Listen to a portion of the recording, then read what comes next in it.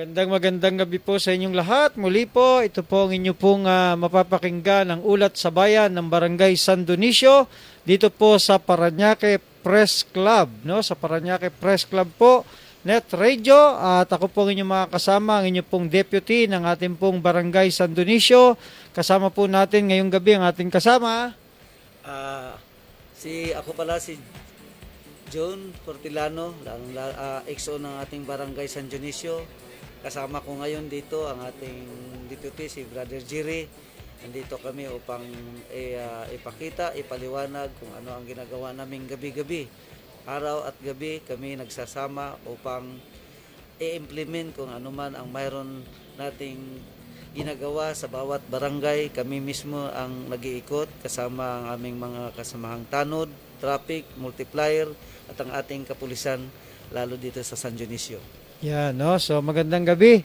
Sir June, ang ating pong masipag na EXO po na lagi po nating nakakasama araw-araw. At bago tayo magpatuloy, Kuya June, nais mo nating batiin ang ating mga bossing. Siyempre, ang ating Kuya Mayor Edwin Olivares at ang ating pong Congressman Eric Olivares. Magandang gabi po sa inyong lahat.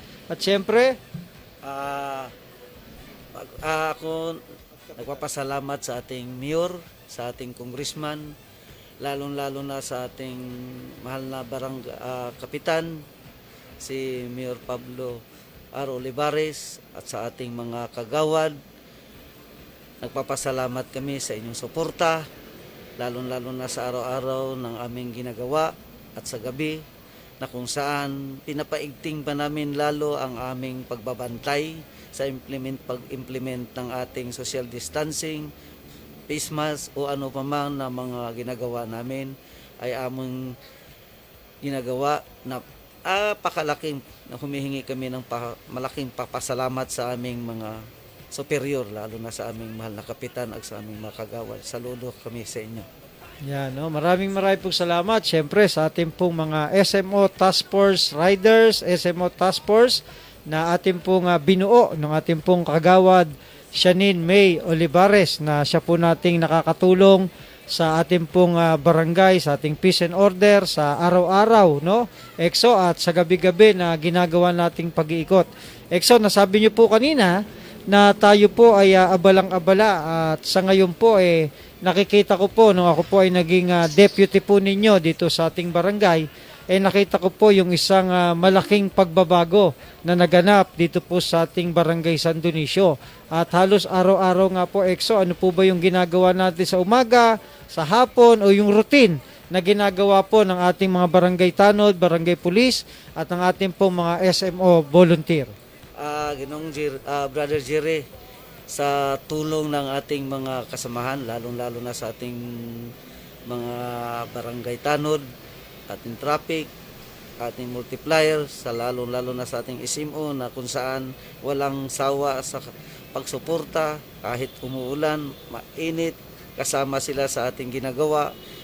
Kahit wala akong makitang talagang dahilan kung bakit nagsakripisyo sila. Mahal nila ang ating bayan, lalo ng ating barangay. Kaya marami akong nakikita na kung paano ko sila pasasalamatan. Kaya saludo ako sa ating mga multiplier, ating mga tanod, traffic, at ang lalong-lalo na ang ating binubuong grupo. Wala akong SMO na kung saan napakalaking tulong ang ilang ginagawa gabi-gabi sa atin, lalo na sa ating operasyon. Lalo na itong ating barangay, marami tayong ginagawa ngayon dito kasi nandito yung mga nirelubis yung mga karsada na walang tigil sa paghukay. Malaki ang ilang naitulong nila sa atin, sa ating mga activity, lalo na nung nakaraang mga panahon na nagbibigay tayo ng mga ayuda. Number 1 silang ginagamit natin na wala silang sawa sa pagsuporta, kahit wala silang sweldo, tanggap nila, masaya sila na tumutulong sa atin. Kaya saludo ako sa ating mga kasamahan. Yan, no? So nakita po natin, no, na talaga namang yung everyday po o araw-araw pong ginagawa ng ating mga barangay police at barangay traffic. So kasi ngayon, EXO, no, nakita ko po mula nung ako po ay naging deputy po ninyo, nakita ko po na meron po tayong mga tao, no? Ito po ay nakikita ko, nandiyan po yung barangay traffic at saka yung barangay police. No, kaya ho napakalakas ngayon ng ating pong peace and order dahil po doon sa manpower na nai-contribute po ninyo dito sa ating barangay San Dionisio. No, so kasi ngayon po EXO, hawak nyo rin po ang barangay traffic. Traffic at ang ating Mayor's Proper na kung saan mayroon tayong galing sa City Hall. Nagkaroon tayo ng combine at coordination sa lahat ng ating mga ginagawa. Hindi natin kaya kung tayo-tayo lang. Kailangan natin ng suporta sa iba-iba nating makasamahan. Kaya nakagawa tayo ng iba-ibang grupo. At yan namang ginagawa natin ay para sa ating bayan at sa ating barangay San Dionisio, na kung saan nakikita ko naman talaga ang resulta, napakalaking pagbabago. At ang mga tao, ang ating mga constituent dito, natutuwa sila dahil sa walang tigil nating pag-iikot sa ating mga ginagawa araw-araw. Napakalaking bagay kasi yung isang krimen na sa ating pag-iikot, sa halip na makagawa, ay nasaway natin at napaalis natin sila dito sa ating lugar. Ayun, no? So, ngayon po EXO, sa ulat natin po dito sa bayan, sa Barangay San Dionisio, so ang nakita ko po ay nagkakatulungan po ngayon yung pong tinatawag nating barangay police at saka yung ating pong barangay traffic. No, sila po yung nagtutulungan sa araw-araw na ginagawa. Nakita po natin, no, EXO, dyan po sa ating background, yung ating po mga picture, kasama po natin dyan yung ating mga barangay traffic, yung ating mga barangay police. Ano po ba yung mga routine na ginagawa po ninyo sa araw-araw natin dito, sa araw-araw nating ginagawa? Ano po ba ang pagkakaisa pong ginagawa nito pong barangay police at saka ng barangay traffic? Brother Jerry, kaya naman nakita ko talaga kung ano ang nagiging resulta. Unang-una, alam nyo naman na ang ating lugar, tad-tad tayo ngayon sa renovation, sa paghuhukay ng ating karsada. Kasi tag-ulan na ngayon at alam nyo naman na hindi natin maiwasan ang traffic. Hindi lang tayo sa peace and order nakatutok sa mga illegal parking, sa illegal vendors. Lahat yan ay ating ginagampanan. Kaya ang ginagawa ko sa tulong ni mo, Brother Jerry, na kung saan na wala talagang sawa rin na sumusuporta at alam ko naman na pagod ka na sa trabaho natin na ito, pero nakita ko na lalong sumasaya ka kung nakita mo kung ano man ang ating ginagawa at masaya naman ang taong bayan sa ating ginagawang pagruruting ngayon sa ating mga grupo. Kaya natin hinahati-hati para lahat ng mga lugar na ating kailangan pasukin at ating maaksyonan kung ano man yung hindi natin napuntahan, dinivide natin karamihan ng tatlong parte ang ating mga barangay police, barangay police, tanod, o ang ating mga volunteer na kung saan wala namang sawang sumusuporta sa atin. Kaya sa akin nakikita, walang dahilan para hindi natin mabago at hindi natin maipakita sa ating mga kababayan sa ating barangay na hindi natin magampanan ang ating trabaho. Basta isa puso natin, mahal natin ating trabaho, wala tayong kapaguran, araw gabi man nandito tayo sa lansangan upang magampanan at maipakita natin, lalo na sa panahon na ito na pandemic. Nakita ko naman kung anong naging resulta, malaki din ang ibinabago, lumiliit na ngayon ang ating mga pasyente sa COVID. Nakita ko ang laki ng pagbabago sa tulong ng ating mga kasamahan, sa pagko-coordinate sa ating kapulisan. Yan lang palagay ko ang nagiging dahilan para masugpo at mabawasan at naman ang ating pamahalaan, lalo na ang lungsod ng Parañaque. Alam ko naman na nakikita ko na walang hupay at walang pahinga rin ang ating mahal na mayor sa pag-iikot, ang ating congressman, ang ating mga konsihal, lalo na ang ating barangay, ating mahal na kapitan na kung saan siya mismo ang nag-uutos sa akin na kung ano man ang pwede nating gawin, dagdagan pa natin upang maipakita natin. At alam ko naman na nakita ko kung ano ang magandang naging resulta. Talagang kahit saan ako tumitingin, nakita ko na ang ating ginagawa talagang may pagmamalaki rin sa ating barangay. Kaya, Brother Jerry, maraming salamat, lalo na sa kunting panahon na ibinigay na sa atin dito sa ulat sa bayan ng Barangay San Dionisio. Saludo ako sa inyo. Yan, no? So, nakita ko po kasi talaga EXO, no? Ting umaga, no? Makikita-kita po tayo. Alam niyo po, maganda po, no? Bilang ulat sa bayan, ang ating pong mga barangay police, ang ating pong mga barangay traffic.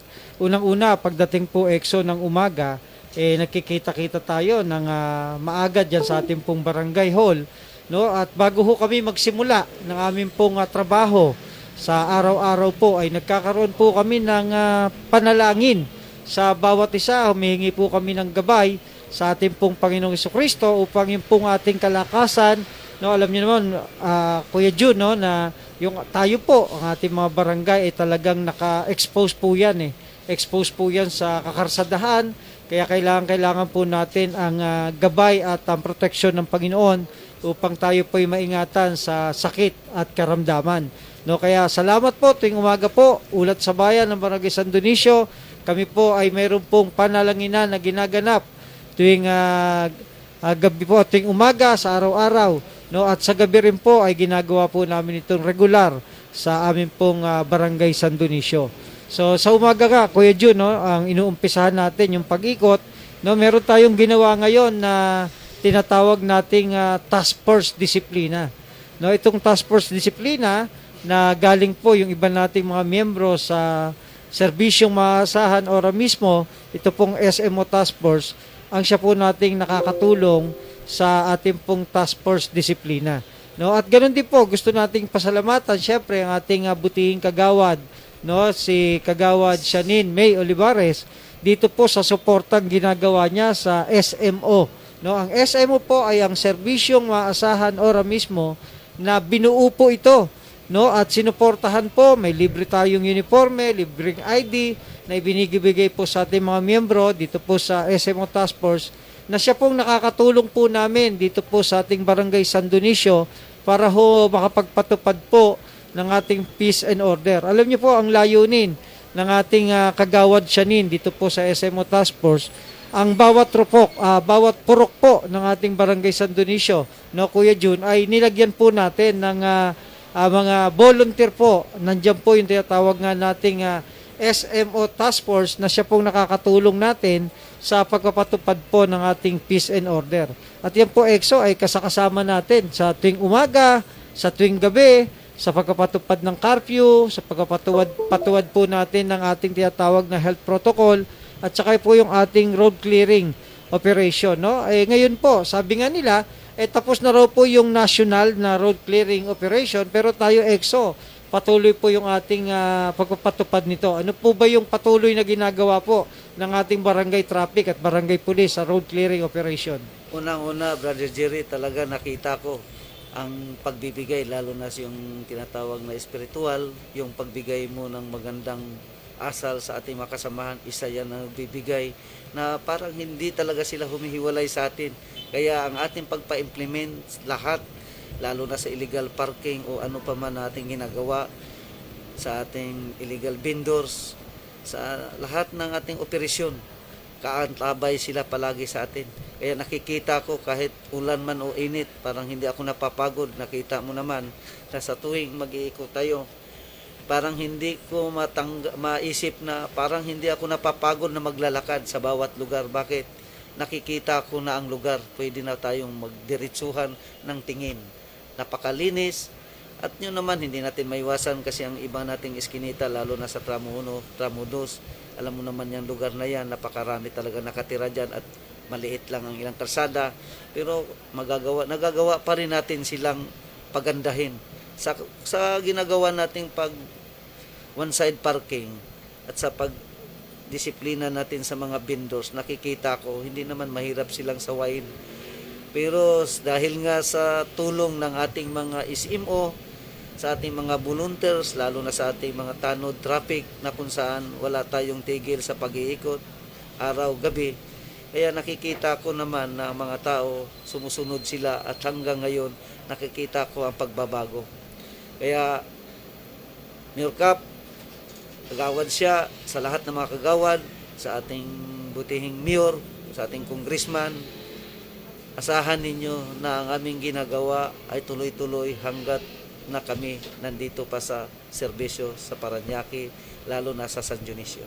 Saludo kami sa inyo. Opo, maraming pong salamat sa ating pong Mayor Cap na wala hong sawang sumusuporta dito po sa ating peace and order. No, kung kami po ay nakikita nyo ni Sir Jun na talagang nag-iikot po dito sa buong Barangay San Dionisio, no? Yan, no, Kuya Jun, nakita natin yung ating pong mga picture diyan. Katulong po natin diyan yung mga kapulisan, no, na nagbibigay po ng mga groceries do sa mga nangangailangan. At ito pong grupong ito na nakikita nyo, yan po yung ating mga task force, yan po yung ating mga barangay tanod, mga barangay pulis na wala hong sawang nag-iikot na sa buong barangay San Dionisio sa araw-araw po, no? At yan, sa hating gabi, kasama po rin tayo sa mga ginagawa pong Oplan Galugad, sa ginagawa po ng ating mga kapulisan para sa pagpapatupad po ng tinatawag nating curfew pagdating po ng alas 10 at yung ating pong health protocol. No, tsaka EXO, nakita ko po talaga, no, na sa araw-araw po nating ginagawa EXO, yung isang linggo po, 2 linggo na po ngayon, ito pong ilalim ng tulay, ano po ba yung nagawa natin diyan? Alam nyo, Brother Jerry, talagang ano sa atin yan pagsubok, kasi sa totoo lang hanggang ngayon nakita mo naman ang mga kasamahan natin na mga nandyan nakatira, nandun pa rin sa Palanyag, pero mula nung inalis natin sa ang ilalim ng tulay ang nakatira, nakita ko naman kung gaano din kasaya, lalo na ang mga tao na alam nila na talagang hindi dapat sila makatira doon. Kaya nung itinanggal natin yung isang lugar na yon, mayroon mang nasaktan dahil nasaktan ang ilang damdamin dahil wala silang matirahan. Pero alam naman natin para din sa kaayusan at para din sa kanila, lalo na pagdating sa mga sakuna, dahil alam natin na sila sa ilalim ng tulay at may tendensying lumalaki ang tubig. No, lalo na po ngayon, EXO, magtatagulan. Kaya hindi na natin sila hinihintay kung ano pa man ang mangyayari. Kaya kung saan sila ngayon nakalagay, ayun naman ang ating pamalaan, nakahanda naman silang tulungan. Kaya lang hinihintay natin yung mga programa ng ating gobyerno, lalo na ang ating city.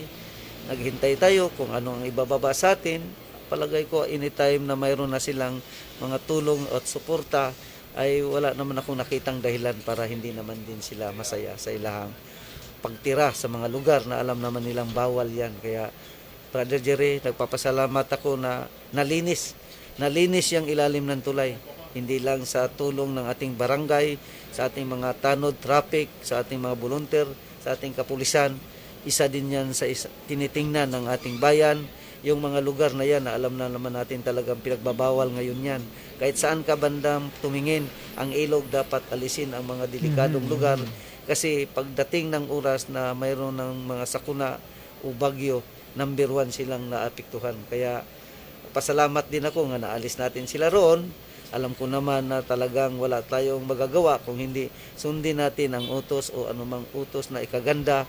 Alam ko na magandang naalis sila roon dahil ngayon pa lang sa panahon na itong natag-ulan, malaking problema kung sila hindi natin naalis. Maraming salamat. Yan, no? So, salamat po sa kasipagan po ng ating EXO ng Barangay San Dionisio.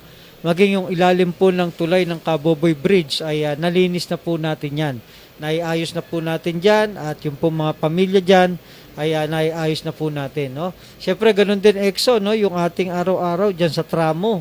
Tramo 1, tramo 2, yung ating mga sasakyan. Alam nyo, marami akong nakakausap dyan EXO na talaga namang nagbibigay naman sila ng papuri sa magandang achievement po na nagagawa ng ating mga barangay police, ng barangay traffic, sa pamumuno nga po ng ating EXO June Hortelano, na talaga naman pong naiayos po natin yung ating pong mga one-side parking, no, yung ating pong mga balagbag po ng mga sasakyan dyan. Sa araw-araw po na ginagawa po ng ating EXO June Hortelano at ng ating pong mga barangay police at barangay traffic, na wala hong sawag, nag-iikot po yan sa araw-araw. At yung isa pa EXO na isang bago, no, yung pong itinawag sa atin na mga vendors dyan po sa may C5. Ano na po bang nangyari dyan? Brother Jerry, sa totoo lang, nakita ko naman talaga yung mga tao at sumunod naman sila, lalo na sa ating kapulisan na wala namang tigil sa pagpaliwanag. Alam ko naman na mahirap talagang isipin na sila mawalan din ng trabaho, lalo na kung yun lang inaasahan. Pero may tama namang lugar na pagdadalhan nila, kaya kinausap naman natin sila ng maayos na itong lugar nito talagang pinagbabawal, kaya wala namang dahilan na umalis naman din sila.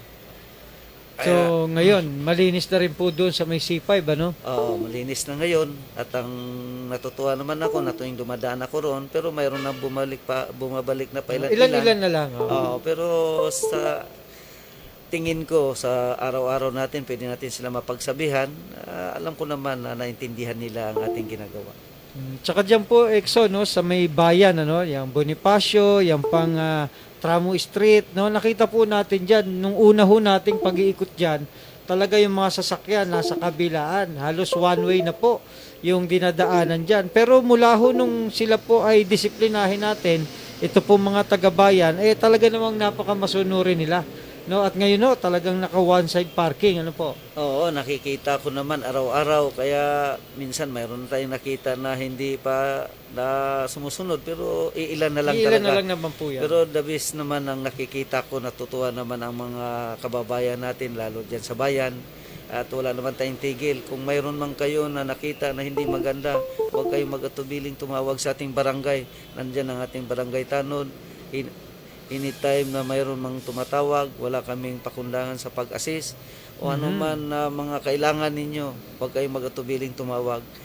Nandyan kami upang magserbisyo at ibigay namin kung ano man aming kayang gawin para masolusyonan lahat ng mga problema, lalo na sa mga kabataan. Itawag nyo lang, nandyan ang ating mga tanod darating. Yan po, no. Yan po ang isang maganda pa sa ulat sa bayan ng Barangay San Dionisio, no, ng ating po mga barangay pulis ay napakadali na pong magresponde sa mga tawag po ng ating mga kasama dito po sa Barangay San Dionisio, na kapag meron po talaga mga responde ay nandyan po kagad, no, dahil gusto nating pasalamatan syempre yung mga masisipag natin mga barangay pulis, no, sa pangunguna po ng ating po mga team leader na sila Sir Gian Arevalo o Valero at yan pong si Sir Joseph Lee, no, at yung po mga kanyang kasama sila Doc, sila Tiny at yung mga lahat po ng barangay pulis ay napakadali po nilang tawagan ngayon at talaga namang sa isang iglap lang, no, ay talagang malaking tulong din po kasi EXO yung ibinigay po, ibinahagi sa atin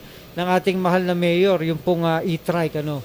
Alam mo, Brother Jerry, mula na dumating at ang ating mga sasakyan na na-maintain, walang dahilan na hindi natin mapagbigyan lahat ng nangangailangan, lalo na sa pagdating sa mga responde, anuman ang mga nangangailangan ng tulong, handa tayo kahit anong oras, tumawag lang kayo, darating kami mga barangay tanod. Yan, no. So salamat po at maraming salamat, at bago po tayo magpatuloy, dumako po muna tayo sa ilang mga paalala.